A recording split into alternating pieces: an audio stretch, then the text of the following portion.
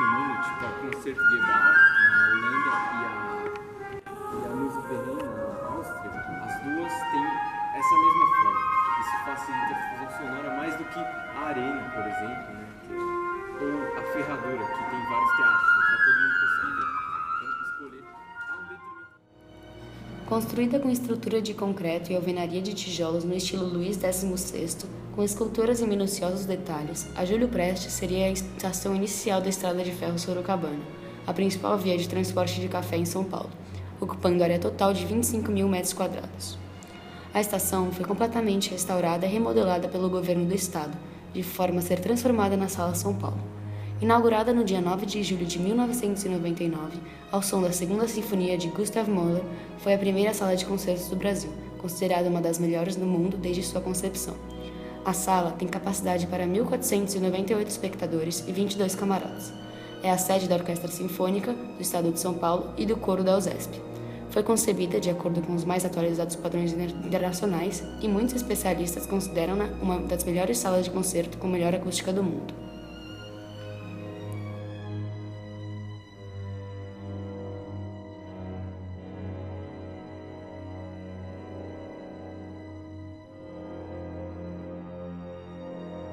A Sala São Paulo foi planejada de forma que o som refletisse da melhor forma possível. O grande desafio era fazer isso dentro de um edifício já construído sem poder alterar sua arquitetura. Pensando nisso, diversos profissionais pesquisaram a melhor forma de executar um projeto, selecionando os materiais e os recursos adequados. Esses materiais e recursos foram pensados conciliando as diferentes necessidades de cada espaço da sala, sendo essas a de absorção, difusão ou reflexão das ondas sonoras. A absorção ocorre quando a onda sonora entra em contato com uma superfície e deixa de se propagar. Isso acontece em materiais densos, cuja superfície é maleável e macia. A difusão é responsável por espalhar o som. A descontinuidade e a irregularidade dos materiais de revestimento, assim como a forma das paredes, provocam essa difusão, espalhando o som pelo ambiente. A reflexão é uma técnica muito importante para a acústica, uma vez que, assim que a onda sonora atinge algum obstáculo refrator, ela retorna à origem da propagação com a mesma velocidade, frequência e comprimento da onda emitida. O tempo de reverberação é o tempo que um som emitido percorre até tornar-se inaudível pelo ouvido humano. O tempo de reverberação pode mudar de acordo com o volume da sala, com o coeficiente de materiais de absorção nela presentes e a área do seu piso, parede e tetos. Agora, vamos ver a diferença que o tempo de reverberação pode fazer. Bem-vindo à ferramenta do tempo de reverberação da Armstrong.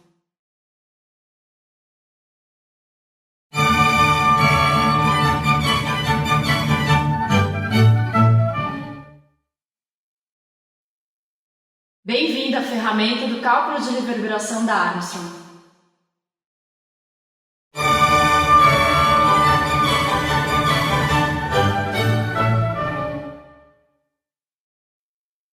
Bem-vindo à ferramenta do cálculo de reverberação da Armstrong.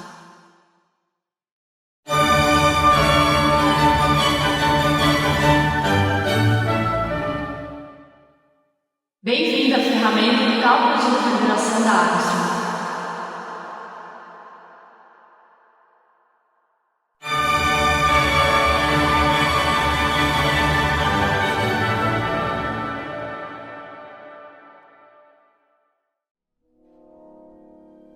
A Sala São Paulo apresenta uma característica única. É a única sala de concerto do mundo com forro móvel completo. Esse forro consiste em 15 placas de madeira que se deslocam verticalmente, para cima e para baixo. Esse deslocamento faz variar o volume do ar da sala, garantindo grande flexibilidade acústica de maneira a atender a demanda de diferentes espetáculos, já que diferentes conjuntos de instrumentos emitem diferentes ondas sonoras e, assim, necessitam de um diferente tempo de reverberação. Quando as placas localizam-se mais para cima, há mais reverberação das ondas, e quando mais para baixo, há menos reverberação. Ao se mover, o forro altera o volume e o tempo de reverberação do som, isto é, o tempo entre a emissão do som até esse se tornar inaudível. A possibilidade da alteração desse tempo é muito positiva, uma vez que cada tipo de música foi criado para um diferente espaço e, portanto, exige um diferente tempo de reverberação. Além de alterar o tempo de reverberação, ao deslocar o forro, ainda é possível alterar a clareza do som, ao deixar as placas do forro em diferentes níveis e permitir a passagem do som para o espaço acoplado acima do forro. Mozart, por exemplo, ele fora compositor da corte na Áustria. Então ele pensava sua música para aquele espaço. Óbvio, ele não sabia nada de física, mas intuitivamente ele sentia a música naquele espaço. Era um espaço bem reduzido, com pouquíssima gente, manobreza, austríaca, então um espaço bem confinado e com pouquíssimos instrumentos. E Bach, por exemplo, que é outro cara da música clássica, ele já compôs suas músicas em igrejas. Ele tocava órgão, né, que é um instrumento em tubo, que fica na parede das igrejas assim, que um órgão, por exemplo, nem entra nos locais em que Mozart fazia suas músicas. Então, para isso, por exemplo, para simular um concerto de Bach com coro, por exemplo, e com órgão, o forro tende a subir, já que ele pensou sua música para aquele determinado espaço. Isso vai alterar o tempo de reverberação, né, que é o tempo em que uma nota é tocada até se tornar inaudível pelo ouvido humano, certo? Alcançar um nível de decibéis mínimo que a gente não consegue mais ouvir. Então, como as ondas se propagam pelo ar, né, são ondas mecânicas, você tem mais ou menos quantidade de ar, modifica o seu comportamento. Então, subindo, aumenta-se esse tempo de reverberação, descendo acontece exatamente o oposto.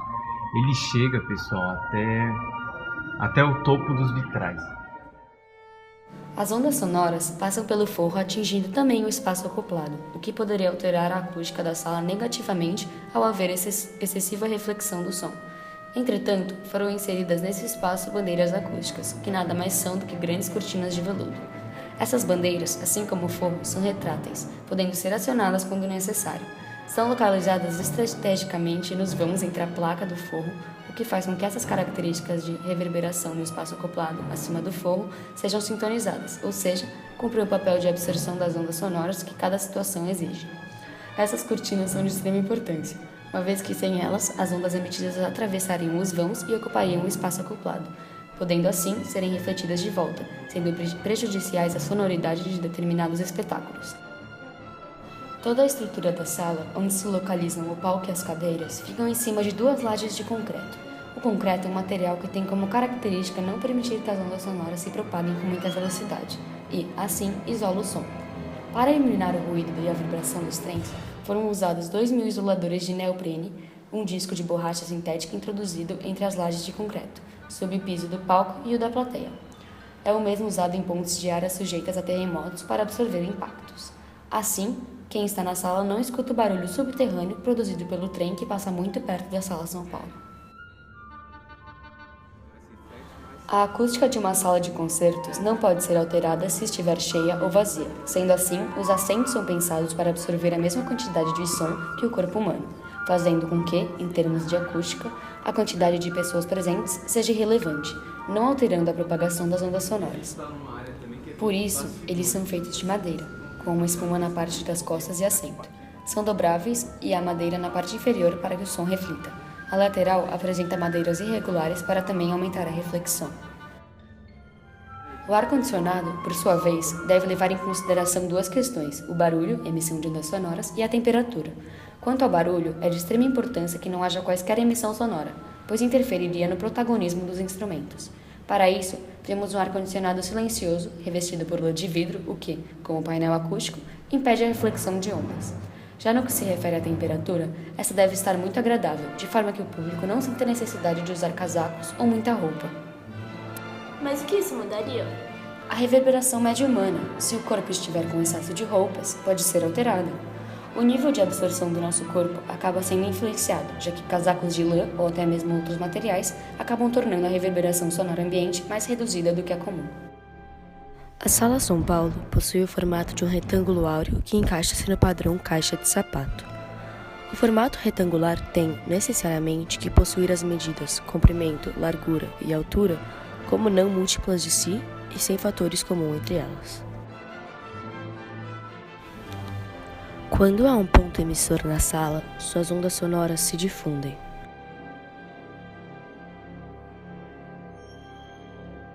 Ao colidirem com um obstáculo, no caso uma parede, se o material não for absorvente, essas ondas irão refletir. Caso essa reflexão seja contínua, em certo ponto, o som ficará excessivo de modo que dificultará a compreensão, a clareza do que chega ao receptor.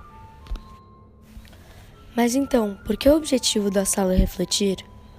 A reflexão sonora, para que não fique inteligível, deve ter um baixo tempo de reverberação. O eco, que reproduziria um mau entendimento do som, ocorre quando as ondas refletidas demoram mais do que 0,1 segundos entre sua reflexão e o retorno ao receptor. Portanto, o tempo de reverberação da sala deve ser menor. Para que a reflexão seja controlada, o forro móvel funciona como um recurso parcialmente absorvente, o que faz com que a cada vez que uma onda colhida com o forro perca uma parte de sua energia. Assim, a reflexão das ondas acontecerá, mas o controle delas aparecerá à medida de que uma hora a energia irá acabar e novas ondas serão emitidas, repetindo o ciclo sem gerar eco. Outro fator muito importante para a acústica da sala que pode passar despercebido são as inúmeras irregularidades nela presentes. Com o baixo tempo de reverberação, as ondas colidem de uma superfície desigual para outra, sendo que o ângulo de incidência da onda sonora, assim como nos raios de luz, será igual ao ângulo de reflexão. Essas irregularidades também contribuem para que a quantidade de reflexões aumente consideravelmente, difundindo as ondas por todos os lados. O alcance do som, então, tem um alto crescimento devido às ondas dispersas por todo o espaço. Essas irregularidades estão presentes nas colunas de concreto, nas laterais das cadeiras de madeira, como já dito antes, na parte frontal dos camarotes elevados e nos enfeites de concreto localizados na parte superior dos camarotes. Esses enfeites já estavam construídos antes da reforma da sala e, portanto, os engenheiros precisaram considerá-lo na hora da construção.